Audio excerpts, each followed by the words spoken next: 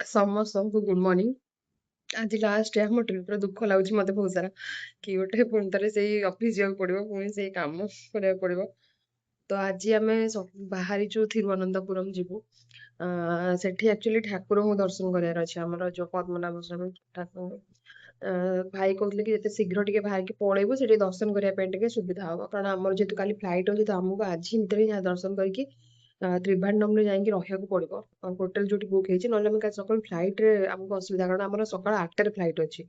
Actually flight time ଯଦି ଟିକେ late ଥାନ୍ତା ତାହେଲେ ଭଲ ଥିଲା। ଆମର ଲେ ଓଭର୍ ଅଛି ହାଇଦ୍ରାବାଦରେ 6 ଘଣ୍ଟା। କିନ୍ତୁ ଏଠୁ ତ୍ରିଭାଣ୍ଡମରୁ ବହୁତ ଜଲ୍ଦି 8:25ରେ ଫ୍ଲାଇଟ୍ ଅଛି।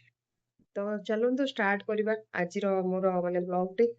କେମିତି ରହିବ କଣ ସେଠି ତ କଣ ଚେଞ୍ଜ କରିବାର ଅଛି ଡ୍ରେସ୍ ହେରିକା ବୋଲି କହୁଛନ୍ତି। ବାକି ମୁଁ ତ ଚୁଡ଼ିଦାର ହିଁ ପିନ୍ଧିଛି। କିନ୍ତୁ ଯୋଉମାନେ ଚୁଡ଼ିଦାର ନ ପିନ୍ଧିଛନ୍ତି ସେମାନେ ଚୁଡ଼ିଦାର ପିନ୍ଧିଲେ ବି ସେମାନଙ୍କୁ କଣ ଧୋତି ଟାଇପ୍‌ର ଗୋଟେ ଗୁଡ଼ାକୁ ପଡ଼ିବ। ତ ଚାଲନ୍ତୁ ଯିବା ସେଠିକା କଲଚର ବିଷୟରେ ଜାଣିବା ପଛରେ ବୁଝିବା ଆଉ ମୁଁ ଭିଡ଼ିଓରେ ଆପଣମାନଙ୍କୁ ଅପଡେଟ୍ ଦେବି। ତ ଗୁଡ୍ ମର୍ଣ୍ଣିଂ ସମସ୍ତଙ୍କୁ ୱେଲକମ୍ କରୁଛି ମୋର କେରଳାର ଲାଷ୍ଟ ବ୍ଲଗ୍‌ରେ ପଦ୍ମନାଭ ସ୍ୱାମୀ ଟେମ୍ପଲର ବ୍ଲଗ୍‌ରେ।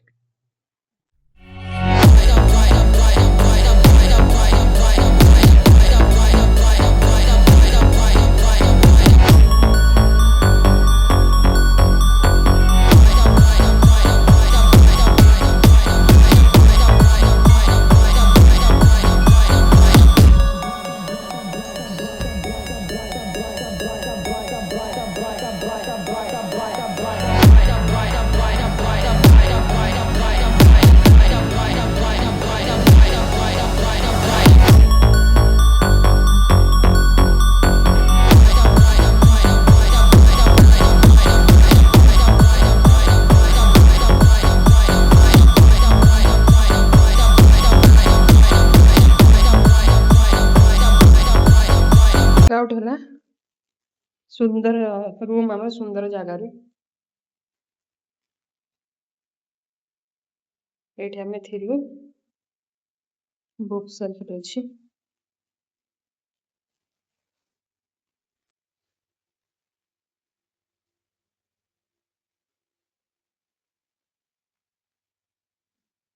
ହୋଟେଲ ଆମର ଥିଲା ଏଇଟା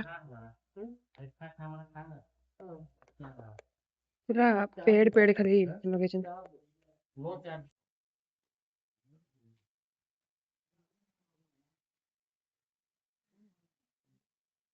ବ୍ୟାଗଟା ହାଇ କଲୁ। ପହଞ୍ଚିଗଲୁ ଆମେ ତ୍ରିଭାଣ୍ଡମରେ ପହଞ୍ଚିଗଲୁ। ଏବେ ଯାଇକି ଡାଇରେକ୍ଟ ମନ୍ଦିର ଯିବୁ। ସେଠି କଣ କେମିତି ଅଛି ସେଠି ମୁଁ ପହଞ୍ଚିକି ଆପଣମାନଙ୍କୁ ଦେଖଉଛି। ବରଖାଲାରୁ ତ୍ରିଭାଣ୍ଡମର ଡିଷ୍ଟାନ୍ସ ହଉଛି 65 କିଲୋମିଟର। କ୍ୟାବରେ ଆପଣଙ୍କୁ 2 ଘଣ୍ଟା ଲାଗିବ, ଆମକୁ 2 ଘଣ୍ଟା ହିଁ ଲାଗିଲା। ତ ଏବେ ଆମେ ଡାଇରେକ୍ଟ ଯାଉଛୁ ମନ୍ଦିର। ଆକ୍ଚୁଆଲି ଟାୟାର୍ଡ ବହୁତ ହେଇଗଲୁଣି, 5 ଦିନ 6 ଦିନ ହେଲାଣି କଣ୍ଟିନ୍ୟୁ ବୁଲୁଛୁ, ଦେହ ବି ଧୀରେ ଧୀରେ ଖରାପ ହେଲାଣି। ପାଣି ଯେହେତୁ ଇଏ ହଉଛି ଗାଧୁଆ ପାଧୁଆ ଟ୍ୟାନ୍ ତ ମୁହଁ ଦେଖୁଥିବ ଟ୍ୟାନ୍ ପୁରା।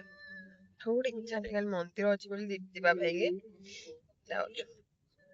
ମନ୍ଦିର ଏଣ୍ଟ୍ରାନ୍ସ ଏଇଟା, ଭିତରକୁ ଯାଉଛୁ ସାଉଥ ଗେଟ୍ ଦେଇକି। ଭିଡ଼ କମ୍ ଥିବ ବୋଲି ଏବେ ସବୁ ଚେଞ୍ଜ କରିବୁ, କରିକି ଯିବୁ।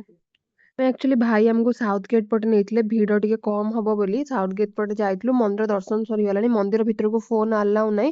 ତ ଭାଇ ଆମକୁ ଏଇ ମେନ୍ ଗେଟ୍‌ରେ ଯେହେତୁ ଫଟୋ ଉଠେଇବାର ଥିଲା ସେଠି ନୋ ପାର୍କିଂ ଥିଲା, ସେ ପାର୍କିଂରେ ରଖିଥିଲେ ଫାଇନ୍ ପଡ଼ିବ ବୋଲି ଆମେ ଜଲ୍ଦିରେ ଯାଇକି ଖାଲି ଫଟୋ ଭିଡ଼ିଓ ଉଠେଇବୁ ବୋଲି ମୁଁ ମାନେ ଯାଇଥିଲୁ ଏପଟେ ଚାଲି ଚାଲିକି। ବହୁତ ଖରା ହଉଥିଲା, ଚପଲ ବି ନେଇନଥିଲୁ, ବହୁତ ହଇରାଣ ହେଇଗଲୁ।